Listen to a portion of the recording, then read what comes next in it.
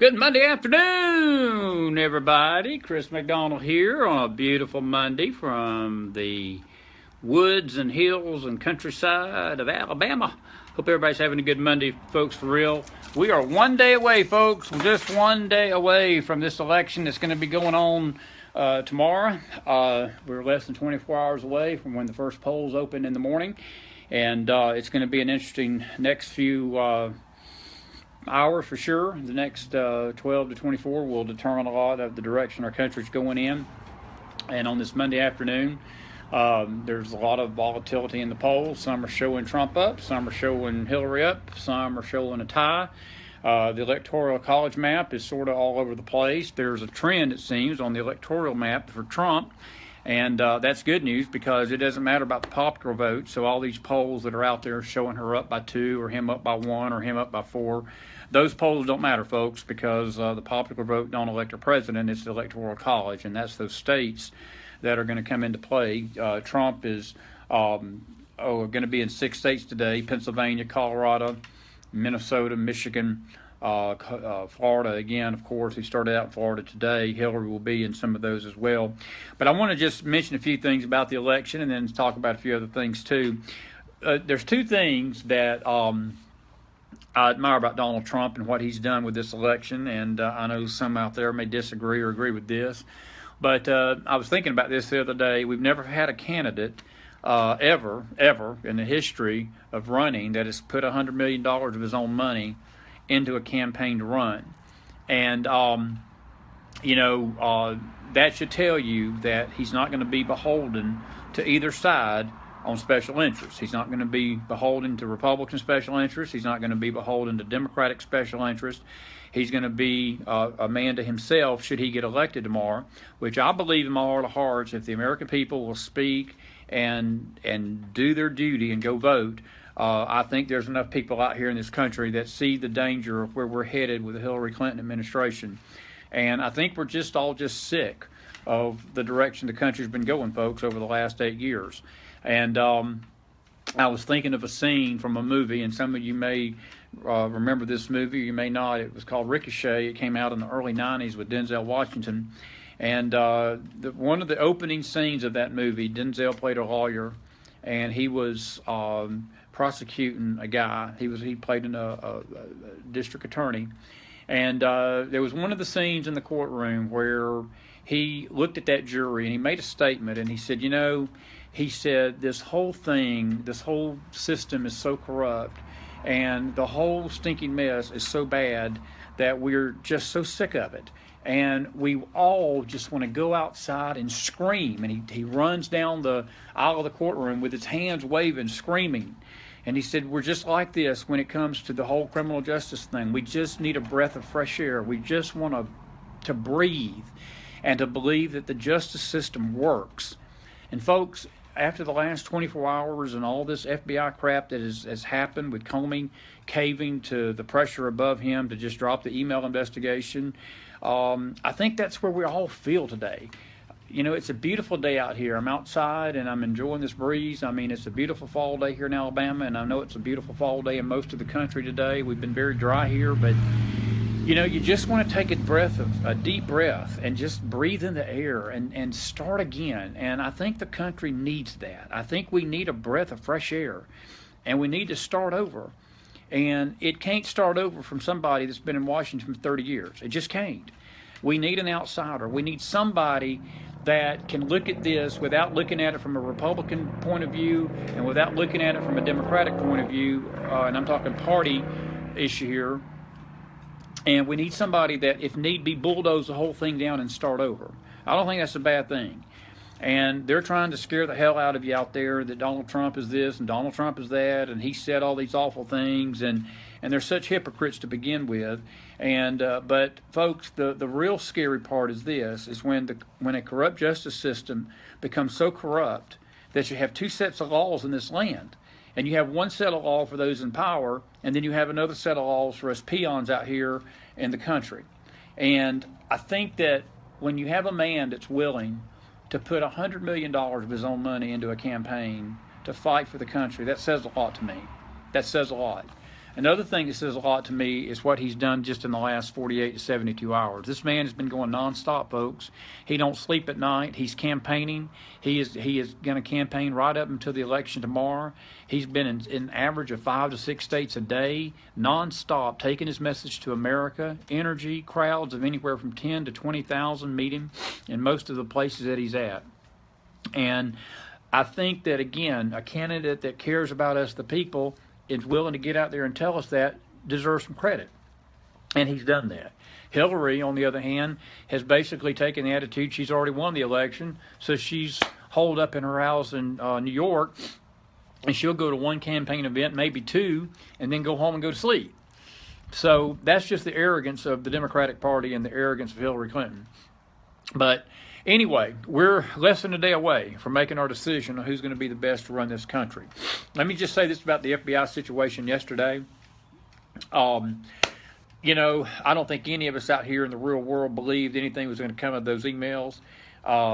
Whether they found, and let's face it, you can't go through 650,000 emails in 8 days, folks, no more than, if it took them a year to go through 50,000 of them, we know good and well it didn't take them 8 days to go through 650,000 of them.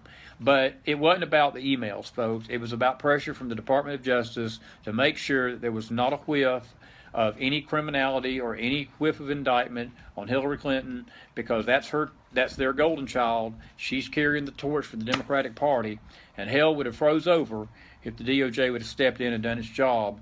And that's fine. I think in reality, it's not about the emails. It's about that foundation, the Clinton Foundation, and the pay-for-play and the things that are going on in that pay-for-play scam. That investigation is still ongoing. And I think that's where we need to keep an eye on, and that's the money trail that will ultimately be the demise of the Clintons. When that takes place, I don't know. Whether it affects tomorrow's vote, I don't know.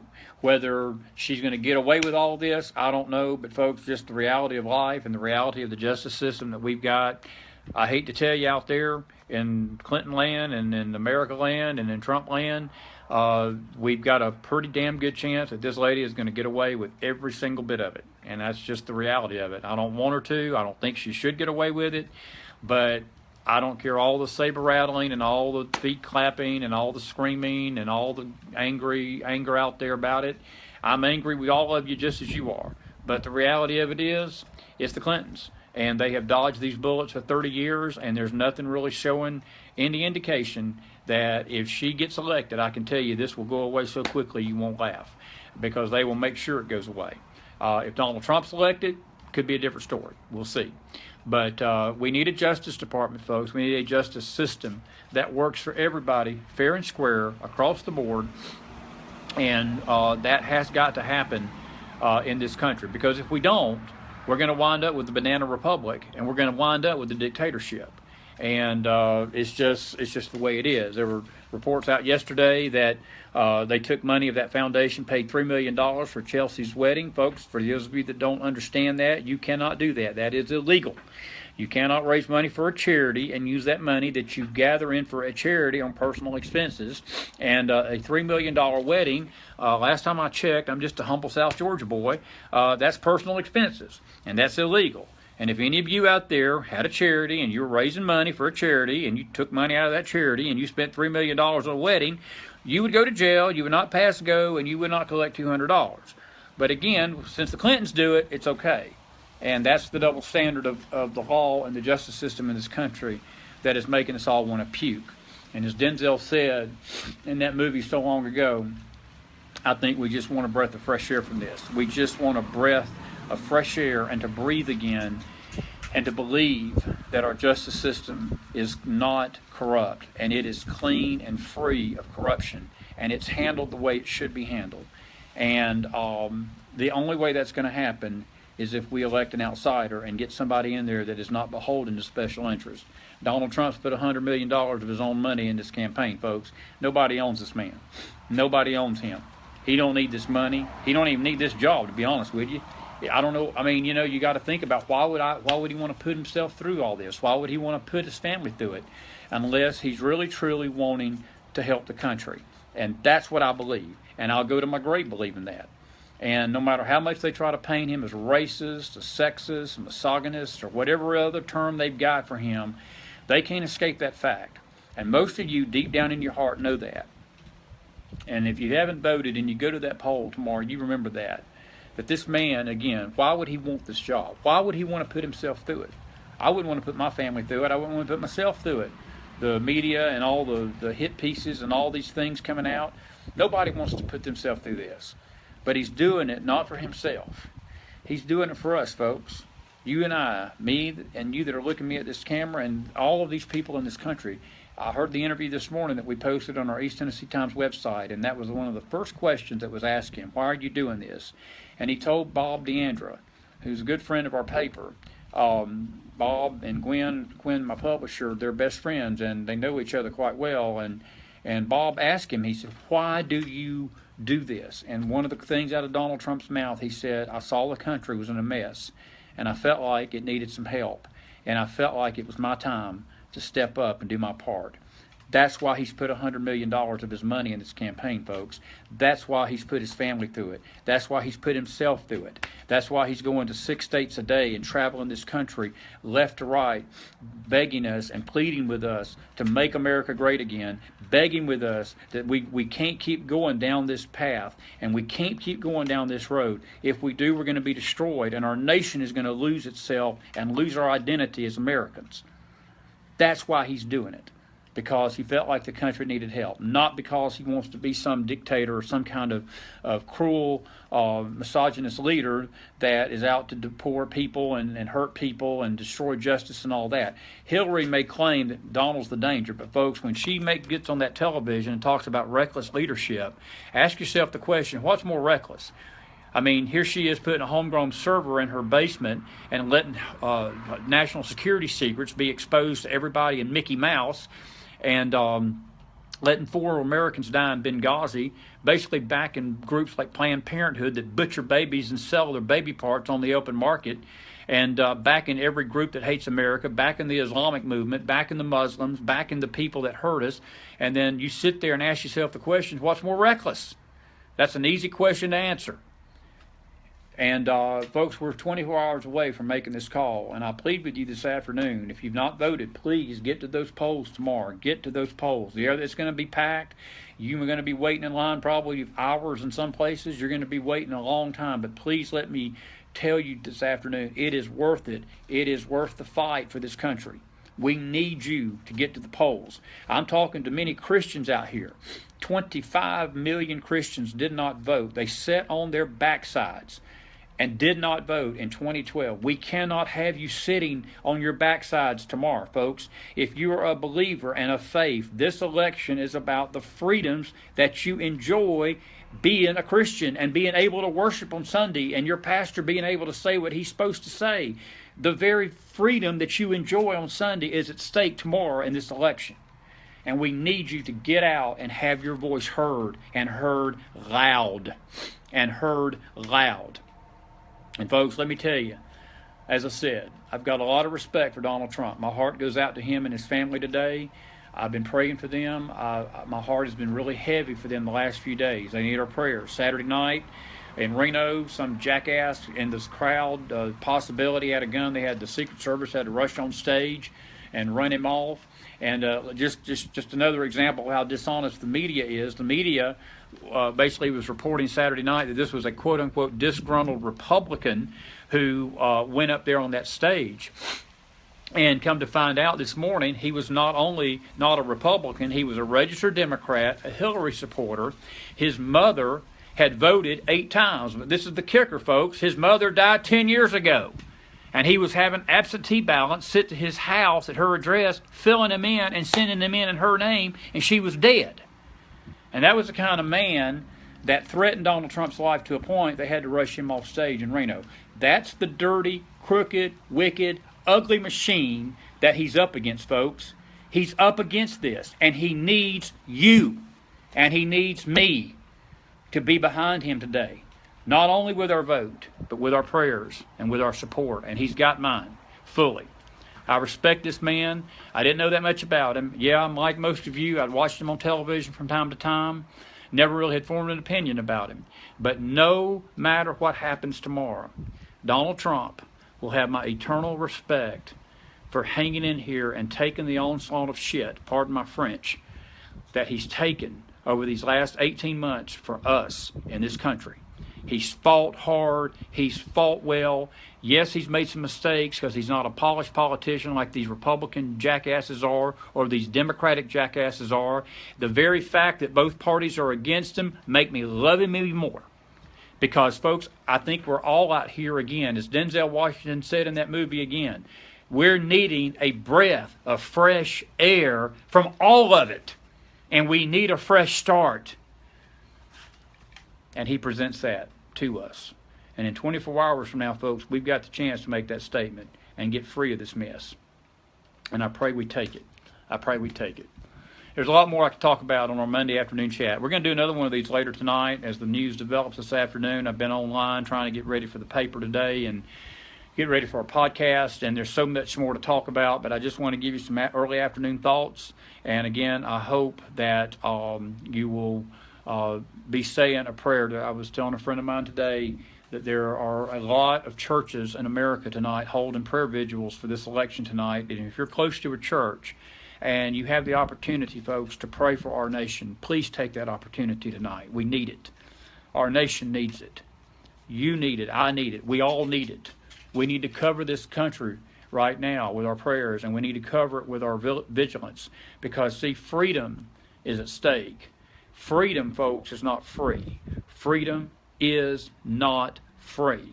And yes, Sister Mac, I will be actually doing that all day long as much as I can on podcasts. I'll be on and off here. I'll be on Livecast. I'll be on a regular podcast channel on YouTube. By the way, the Mac Files is on YouTube. If you've not subscribed to our channel, please do, and you can get our live podcasts. Those are sometimes delayed, and but we're going to be doing a couple this evening. We did one last night. It was abbreviated for the weekend, but got a lot of good stuff coming up on this one. And Terry Cooper, you're posting some great stuff there. I hope people are reading this, some of the things that Donald Trump's done. And Terry has had the opportunity to meet Donald in person, and she knows what I'm talking about is true. Folks, this man is real.